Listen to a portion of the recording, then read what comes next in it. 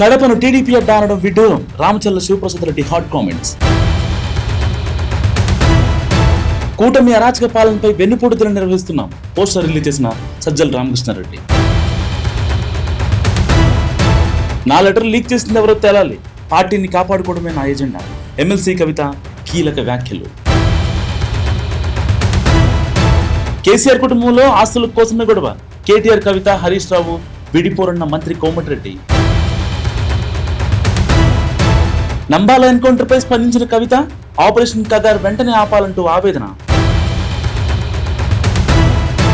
తప్పు చేస్తేనే క్షమాపణ చెప్తా. కన్నడ వివాదంపై కమల్ హాసన్ కామెంట్స్.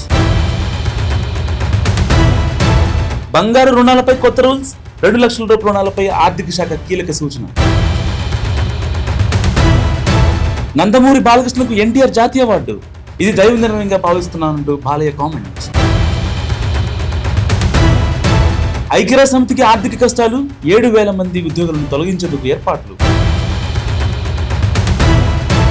ఏపీలో రుతుపవనాల ప్రభావం. ఉత్తర కోస్తాలో భారీ వర్షాలు.